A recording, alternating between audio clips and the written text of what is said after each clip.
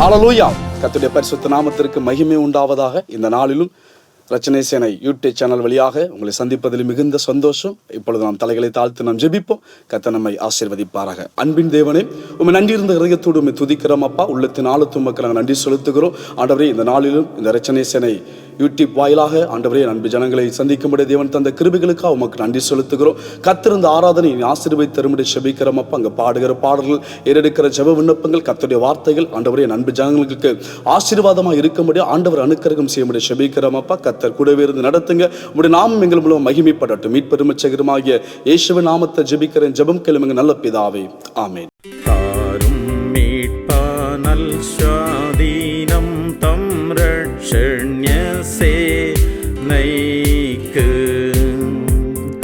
போரில் எம்மை முன்னடத்தி தாரும் பெரும் ஜூபிலி. ஹல்லேலூயா, ஹல்லேலூயா, ஹல்லேலூயா, ஹல்லேலூயா. நாம ஜெயம் போர் வீரரை ஒன்றாய் சேர்த்து பொருத்தி நீராவியார் நேர் யுத்தம் நீதம் செய்யவே நீருத்தி நீரணியாய் சேனையிலே சேனையிலே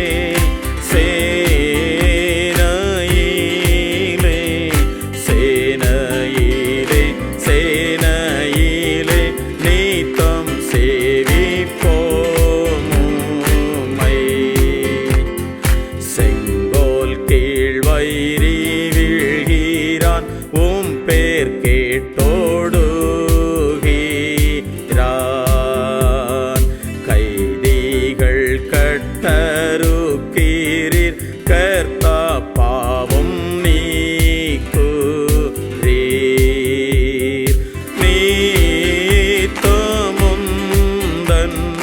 நீத்தமுந்தன் நீத்தமுந்தன் நீத்தமுந்தன் மகிமைக்காய் போர் செய்வோம். யாவரும் கண்களை மூடி ஜெபிப்போம். தகப்பன் இந்த நாளை தந்ததுக்காய் அவருக்கு நன்றி செலுத்துகிறேன் தகப்பனே. அப்பா, நீர் மகா இரக்கமுள்ள தேவன் அறிந்து கர்த்தாவே உம்முடைய நாமத்தை கொண்டு ஜெபிக்கிறேன் அப்பா.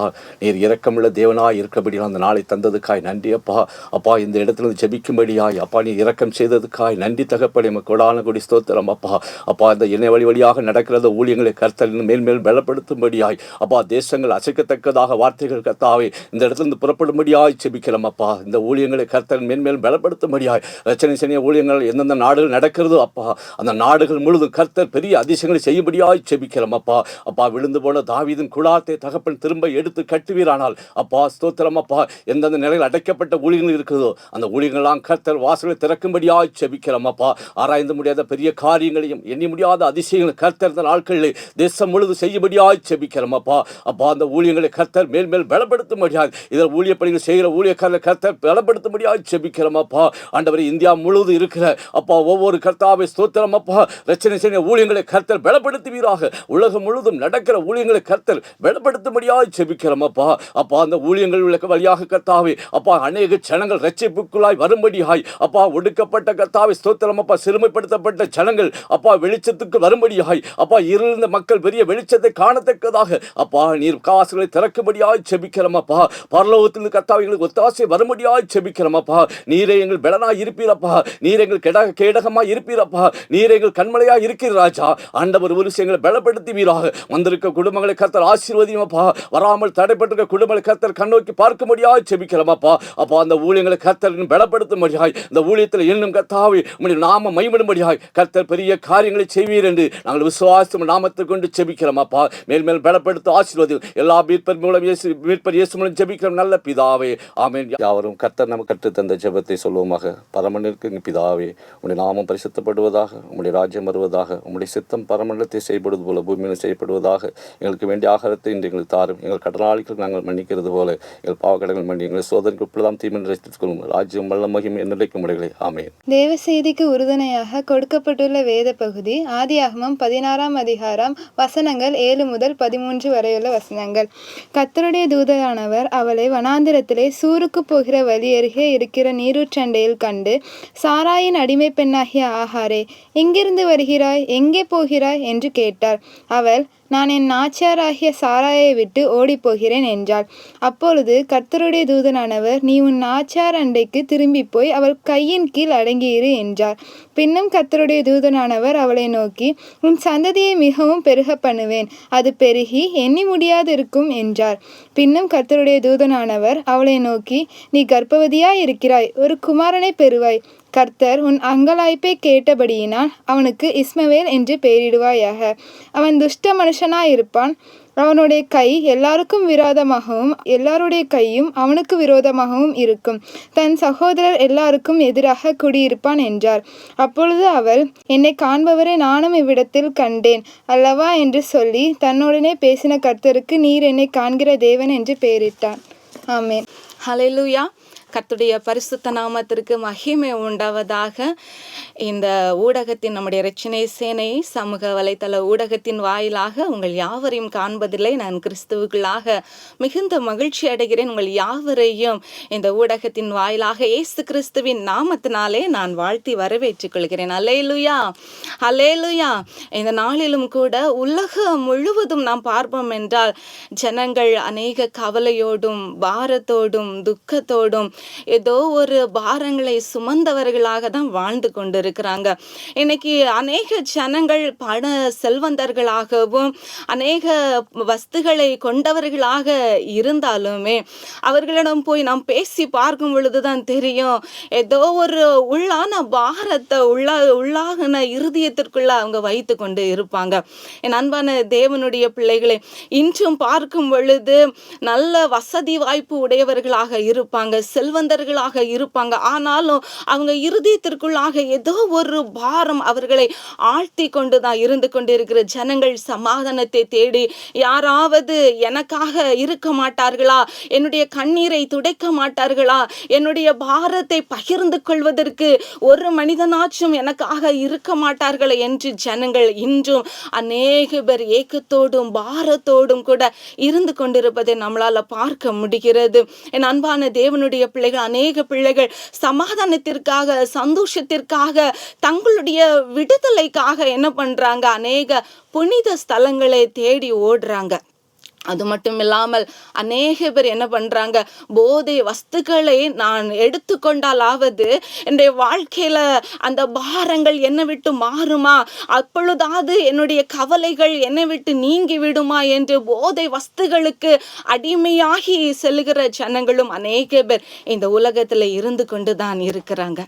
என் அன்பான தேவனுடைய பிள்ளைகளை, அவர்களை ஆற்றுவதற்கு யாரும் இல்லாத சூழ்நிலை, அவர்களை தேற்றுவதற்கு யாருமில்லாத சூழ்நிலை, அவர்களுடைய பாரங்களை பகிர்ந்து கொள்வதற்கு கூட யாருமில்லாத சூழ்நிலையில தனிமையின் பாதையில தான் அநேக ஜனங்கள் இன்று உலகத்திலே வாழ்ந்து கொண்டிருக்கிறாங்க. வெளிப்புறமாக சிரித்து கொண்டிருந்தாலும் அவர்களுடைய உள்ளான இருதயமானது இன்றும் அழுது கொண்டிருப்பதை அநேக ஜனங்களுடைய காரியங்களை பகிர்ந்து கொள்ளும்போது நம்மளால அறிந்து கொள்ள முடிகிறது.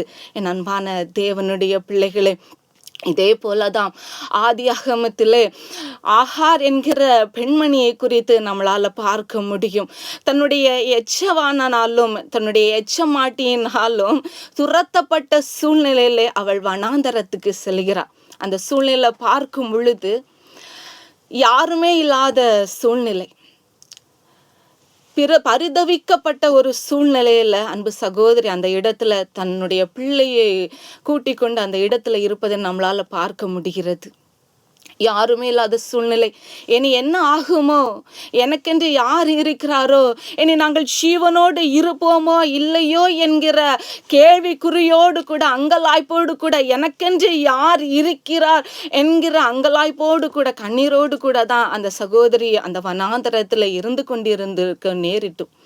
என் அன்பான தேவனுடைய பிள்ளைகளே, ஆதியாகமம் 16வது அதிகாரம் 13வது வசனத்திலே இவ்விதமாக சொல்கிறது, அப்பொழுது அவள், என்னை காண்பவரை நானும் இவ்விடத்தில் கண்டேன் அல்லவா என்று சொல்லி தன்னோடனே பேசின கர்த்தருக்கு நீர் என்னை காண்கிற தேவன் என்று பெயரிட்டாள். அல்லேலுயா, அல்லேலுயா. என் அன்பான தேவனுடைய பிள்ளைகளே, யாருமில்லாத சூழ்நிலையில தன்னுடைய எச்சமானாலும் தன்னுடைய மாட்டினாலும் துரத்தப்பட்ட சூழ்நிலையில தனக்கென்று யாருமே இல்லை, என்னுடைய வாழ்க்கை இதற்கு பிற்பாடு என்ன ஆகுமோ, என்னுடைய பிள்ளை சாகிற சூழ்நிலையில இருந்து கொண்டிருக்கிறது, என்னை யார் தேற்றுவார், எனக்காக யார் இருக்கிறார் என்ற சூழ்நிலையில ஸ்தோத்திரம் இருந்த அந்த சகோதரியை தான் என் ஆண்டவர் தேடி சென்றார். அவர் தேடி சென்று பேசும் பொழுதுதான் இந்த ஆகார் என் ஆண்டவருக்கு பெயரிடுகிறார், நீர் என்னை காண்கிற தேவன் என்று. அல்லேலுயா, அல்லேலுயா.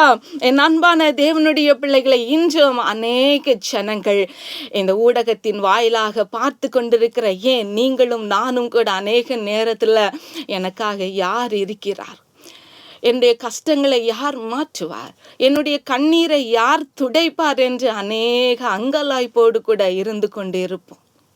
அநேக நேரங்களிலே உங்களுடைய படுக்க அறையிலே நீங்கள் அழுது தனியாக புலம்பின நாட்கள் கூட இருக்கலாம். ஆனால் அன்று ஆகாரை கண்டு அவளோடு கூட பேசின தகப்பன், ஆகாரை கண்ட தகப்பன், இன்று நான் உங்களுக்கு உறுதியாக சொல்ல முடியும், உங்களை காண அவர் வல்லமை உள்ளவராக இருக்கிறார். அல்லேலுயா, அல்லேலுயா. என் அன்பான தேவனுடைய பிள்ளைகளே, வேதாகமத்திலும் கூட 2 நபர்களை நான் உங்களோடு கூட ஸ்தோத்திர 2 நபர்களை குறித்து தான சாட்சியை நான் பகிர்ந்து கொள்ளும்படியாக இருக்கிறேன். அல்லேலுயா, அல்லேலுயா. என் அன்பான தேவனுடைய பிள்ளைகளே, முதலாவது பார்க்கும் பொழுது மார்க்கு 6வது அதிகாரம் 1 முதல் 6 முடிய உள்ள வேத வசனங்களை நாம் வாசித்து பார்க்கும் பொழுது அந்த பகுதியிலே என் ஆண்டவராகிய இயேசு கிறிஸ்து ஜெப ஆலயத்திற்கு சென்று அங்க போதகம் பண்ணும்படியாய் பிரசங்கிக்கும்படியாக செல்லுகிறார். அங்க 2 விதமான மக்கள் இருப்பதை நம்மளால பார்க்க முடியும். ஒரு புறமான மக்கள் எப்படிப்பட்டவங்கன்னா, இந்த இயேசு கிறிஸ்து என்னத்தை சொல்ல போறாரு, என்னத்தை சொல்லி அவர் என்ன ரூல்ஸை அவர் நிறுத்த போறாரு, நம்ம எப்படி அவர் மீது குற்றம் சுமத்தலாம் என்று ஸ்தோத்திரம் வாஞ்சையோடு இருந்த ஜனங்களும் உண்டு. ஆனா அதே நேரத்துல இன்னொரு பகுதியில் பார்க்கும் பொழுதுதான் சூம்பின கையுடைய உறுப்புடைய ஒரு மகனை குறித்து இந்த இடத்துல சொல்லப்பட்டுள்ளது. என் அன்பான தேவனுடைய பிள்ளைகளே, அவன் அந்த ஆலயத்திற்கு செல்லுகிற மகன்தான். அவன் அந்த ஆலயத்தில் அநேக வருடங்களாக சென்று கொண்டு இருந்திருக்கலாம். ஆனா அங்க அனைவரும் இருந்துமே அவனை குறித்து யாருக்குமே ஒரு அக்கறையே இல்லை. அவனோடு கூட அந்த ஆலயத்தில் செபிக்கிற ஜனங்கள் தான், அவனோடு கூட அந்த ஆலயத்தில் ஆண்டவரை ஆராதிக்கிற ஜனங்கள் தான், அவனோடு கூட அந்த ஆலயத்தில் பிரசங்கங்களை கேட்கிற ஜனங்கள் தான். ஆனா எல்லாரும் இருந்தும் யாருமே அவனை கண்டு கொள்ளவே இல்லை. யாருமே இல்லாத சூழ்நிலையில, ஒரு பரிதவிக்கப்பட்ட சூழ்நிலையில தான் அவன் அந்த இடத்துல இருந்து கொண்டிருந்தான். அன்பான தேவனுடைய பிள்ளைகளே, இன்றும் நமக்காக நம்முடைய குடும்பத்தில் அநேக பேர் இருக்கலாம். கணவன், மனைவி, பிள்ளைகள், நண்பர்கள், உறவினர்கள் எல்லாரும் இருக்கலாம். எல்லாரும் இருந்துமே யாருமே இல்லாத சூழ்நிலையில இன்று அநேக பேர் கண்ணீரோடு கூட தனித்து விடப்பட்ட சூழ்நிலையில இருந்து கொண்டிருக்கலாம். என் அன்பான தேவனுடைய பிள்ளைகளே, எல்லாரும் இருந்தும் யாரும் இல்லாமல் தனிமையில் ஒரு அனாதையை போல நான் வாழ்ந்து கொண்டிருக்கிறேனே, என்னை யார் தேற்றுவார், என்னை யார் ஆற்றுவார், என்னுடைய கண்ணீரை யார் துடைப்பார்? எல்லாரும் இருந்தும் இல்லாதவர்களைப் போல அநாதையாக நான் வாழ்ந்து கொண்டிருக்கிறேன். அந்த ஆலயத்தில் அநேக பேர் இருந்தார்கள், மத போதகர்கள் எல்லாருமே இருந்தாங்க. இருந்தும் இயேசுவை எப்படி குற்றப்படுத்தலாம் என்றுதான் அவருடைய நோக்கம் இருந்ததே தவிர, இந்த இடத்துல ஒருவன் பலவீனப்பட்டு இருக்கிறானே, அவனுக்காக அவனுடைய பலவீனத்திற்காக நாம் ஏதாவது செய்வோம் என்று அவனை தேற்றுவதற்கோ அவனை ஆற்றுவதற்கோ யாருமே இல்லாத சூழ்நிலையில் அவன் வாழ்ந்து கொண்டிருந்தான். அனைவரும் இருந்தும் இல்லாத சூழ்நிலையில இன்று எத்தனை பேர் கண்ணீர் வடித்து கொண்டிருக்கிறோம். கணவர் இருக்கிறார், ஆனாலும் இல்லாததை போல ஒரு வாழ்க்கை. மனைவி இருக்கிறாங்க, இருந்தாலும் இல்லாதது போல ஒரு வாழ்க்கை. சொந்த பந்தங்கள் எல்லாரும் இருந்தும் இல்லாதவர்களைப் போல அநாதையாய் தனித்து விடப்பட்ட சூழ்நிலையில தான் இன்னைக்கு அநேக பிள்ளைகள் கண்ணீரோடு கூட இருந்து கொண்டு இருக்கிறாங்க. இன்னைக்கு நான் உங்களுக்கு சொல்லுகிற காரியம், அந்த அனைவரும் இருந்தும் இல்லாததை போல தனித்து விடப்பட்ட சூழ்நிலையில் இருந்த அந்த மனுஷனை கர்த்தர் ஆசீர்வதித்தார், அவனுக்கு விடுதலையை கொடுத்தார். ஹல்லேலூயா, ஹல்லேலூயா. நீங்க எப்படிப்பட்ட சூழ்நிலையில இருந்தாலும் சரி, தனித்து விடப்பட்ட சூழ்நிலையில இருந்தாலும் சரி, எல்லாரும் இருந்தும் யாரும் இல்லாத சூழ்நிலையில ஒவ்வொரு நிமிடமும் நீங்கள் அங்கலாய்ப்போடு கூட கண்ணீரோடு இருந்தாலும் சரி, உங்களை காண்கிற ஒரு கர்த்தர் இருக்கிறார். ஹல்லேலூயா, ஹல்லேலூயா. மத போதகர்கள் இயேசுவை எப்படி குற்றம் சாட்டலாம் என்று பார்த்து கொண்டு அநேக கேள்விகளை எழுப்பின போதும் என் ஆண்டவராகிய இயேசு கிறிஸ்து அதெல்லாம் பெருசாவே எடுக்கல. என்னுடைய பிள்ளைய நான் காண வேண்டும், அவனுக்கு விடுதலை கொடுக்க வேண்டும் என்றுதான் என்ன பண்ணாரு, அவனை கூப்பிட்டு அவனுக்கு விடுதலை கொடுத்தார். ஹல்லேலூயா, ஹல்லேலூயா. இன்று கண்ணீரோடு பாரத்தோடு யாரும் இல்லாத சூழ்நிலையில் நீங்க இருந்து கொண்டிருப்பீங்கன்னா, உங்களை காண்கிற ஒரு கர்த்தர் இருக்கிறார். நிச்சயமாக உங்களுடைய அங்கலாய்ப்பை அவர் அறிகிற கர்த்தராக இருக்கிறார். அன்று ஆகாரை கண்டு அவளுக்காக இறங்கின கர்த்தர் இன்று உங்களுக்காகவும் இறங்க அவர் வல்லமை உள்ளவராக இருக்கிறார். இரண்டாவதாக ஒரு மனிதனை குறித்து நாம் பார்ப்போம் என்றால், லூக்கா 19வது அதிகாரம் வசனங்கள் 1 முதல் 10 முடிய உள்ள வேத பகுதியிலே பார்க்கும் பொழுது, அந்த இடத்திலே சகேயு என்கிற ஒரு மனிதனை குறித்து நம்மளால பார்க்க முடியும். இந்த சகேயுவை குறித்து பார்ப்போமே என்றால், அவன் வரி வசூலிப்பவனாக இருந்து கொண்டிருந்தான். அநேக பேரிடம் இருந்து அவன் அதிகமான வரிகளை வசூலித்ததின் நிமித்தமாக ஜனங்கள் எல்லாருமே அவனை வெறுத்தாங்க, அவனை ஒரு பாவியாக எண்ணினாங்க. இது நிமித்தமாக அவன் மிகுந்த மன வேதனை உடையவனாய், தன்னுடைய பாவத்தின் நிமித்தமாக மன உளைச்சல் உடையவனாய் அவன் இருந்துகிட்டே இருந்தான். அன்பான தேவனுடைய பிள்ளைகளே, ஒரு நாள் ஆண்டவராகிய இயேசு கிறிஸ்து அந்த இடத்துல வருகிறதை அவன் அறிந்த பொழுது, எப்படியாச்சும் அவரை பார்க்கணும். ஏனென்றால் ஜனங்களால ஒதுக்கப்பட்ட சூழ்நிலையில, பாவி என்று குற்றம் சாட்டப்பட்ட சூழ்நிலையில அவன் இருதயத்துல சமாதானம் இல்லாமல் அங்கலாய்ப்போடு கூட இருந்ததுனால, இயேசு கிறிஸ்து அவர் அநேக அற்புதங்களை செய்கிறவர், அடையாளங்களை செய்கிறவர். நிச்சயம் அவரை பார்த்தால் எனக்கும் ஒரு சமாதானம் கிடைக்கும் என்கிற வாஞ்சியோடு கூட தான் சகேயு என்ன பண்ணார்னா, அந்த இடத்துல அந்த அத்தி மரத்திற்கு மேலாக ஏறி நின்று, எப்படியாச்சும் என் இயேசுவை நான் பார்க்க வேண்டும், சமாதானத்தை பெற்றுக்கொள்ள வேண்டும் என்று அவன் அத்தி மரத்தின் மீது ஏறி அவன் அமர்ந்திருந்தான். அன்பான தேவனுடைய பிள்ளைகளே, ஜனங்கள் எல்லாருமே அவனை பாவி என்று கருதினார்கள், அவனை ஒதுக்கி வைத்தார்கள். ஆனால் என் ஆண்டவராகிய இயேசு கிறிஸ்து அந்த பகுதியில் வரும் பொழுது அவனை அழைத்தார். சகேயுவே, இறங்கு, நான் உன் வீட்டில் இன்னைக்கு தங்கணும் என்று சொல்லும் பொழுது, ஸ்தோத்திரம், எல்லாருமே சொன்னாங்க, அவனை பார்த்து, இயேசு கிறிஸ்துவை பார்த்து சொன்னாங்க, ஸ்தோத்திரம், இவர் பாவியான மனுஷன் வீட்டில் தங்கணும் என்று சொல்றாரேன்னு சொல்லும் பொழுது, அதெல்லாம் என் ஆண்டவராகிய இயேசு கிறிஸ்து பெருசாவே எடுக்கல.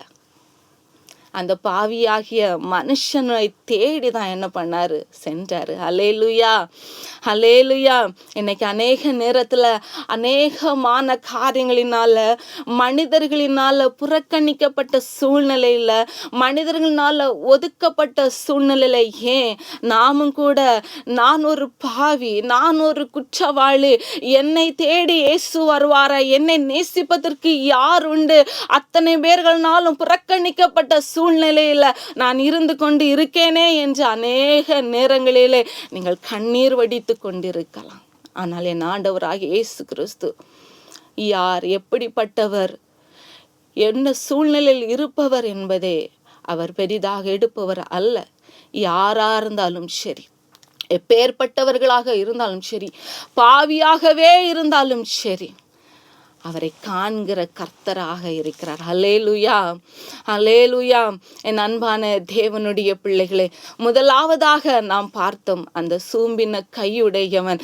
அந்த தேவாலயத்துல தான் அத்தனை ஜனங்கள் இருந்தாங்க, மத போதகர்கள் இருந்தாங்க. இருந்தாலும் அவன் அனைவராலும் கவனிக்கப்படாதவனாய் அவன் காணப்பட்டான். ஆனால் என் ஆண்டவராக இயேசு கிறிஸ்து அவனை கவனித்தார்.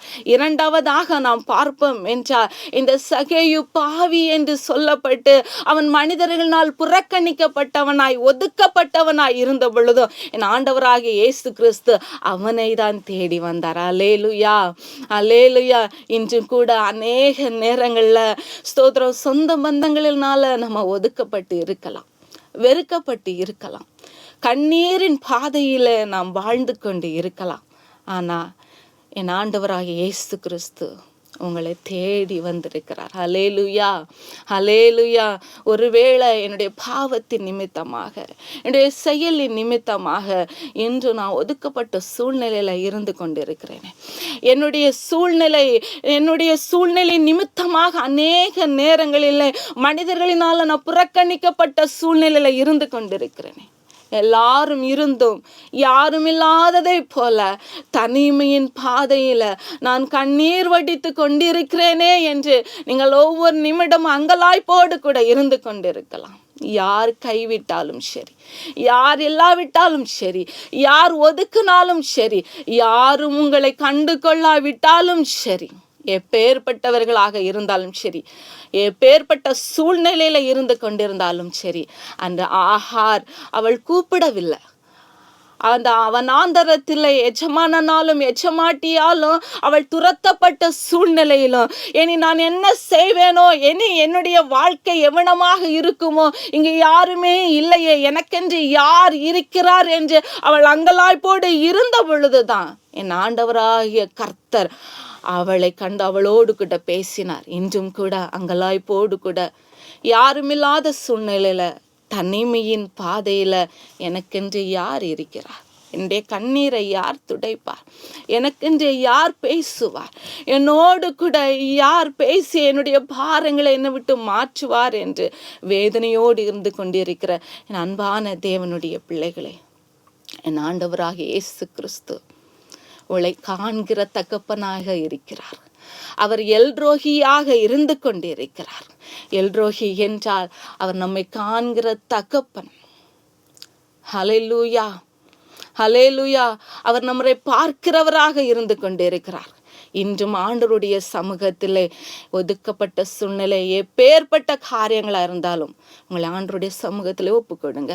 அந்த சகேயு அவரை பார்த்து சமாதானத்தை பெற்றுக்கொள்ள வேண்டும் என்று அவ்வளோ தூரம் அவன் முயற்சி செய்த போது என் ஆண்டவராகிய இயேசு கிறிஸ்து அத்தனை ஜனக்கூட்டத்தின் மத்தியிலும் அவனை தான் அழைத்தார், அவனுடைய இல்லத்திற்கு தான் சென்றார்.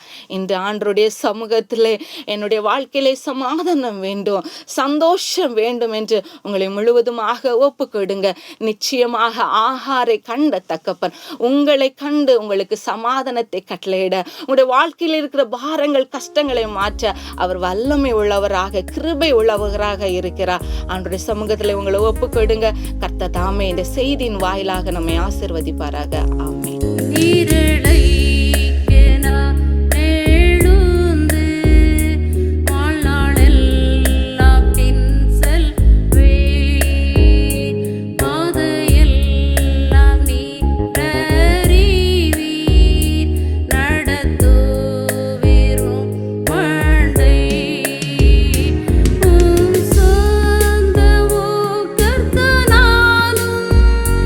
அந்த வரை பின் செல்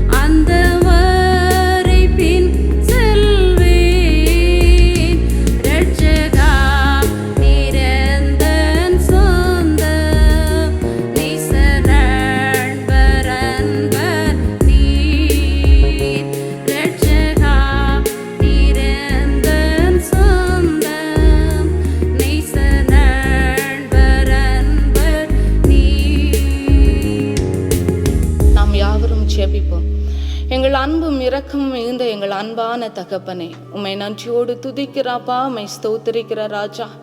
இந்த வேளையிலும் தகப்பனே, என் ஜனங்கள் அநேக பேர் ஏதோ ஒரு பாரத்தோடும் கண்ணீரோடும், என்னுடைய பாரங்களை யார் மாற்றுவாரோ, என்னுடைய கண்ணீரை யார் துடைப்பாரோ என்று உலகம் முழுவதுமாக தன்னுடைய சமாதானத்திற்காக, தன்னுடைய சந்தோஷத்திற்காக, தங்களுடைய விடுதலைக்காக அங்கும் இங்குமாக அநேக புனித ஸ்தலங்களை தேடி ஓடிக்கொண்டிருப்பதை என் கர்த்தர் நீர் அறிகிறீர் தகப்பனே.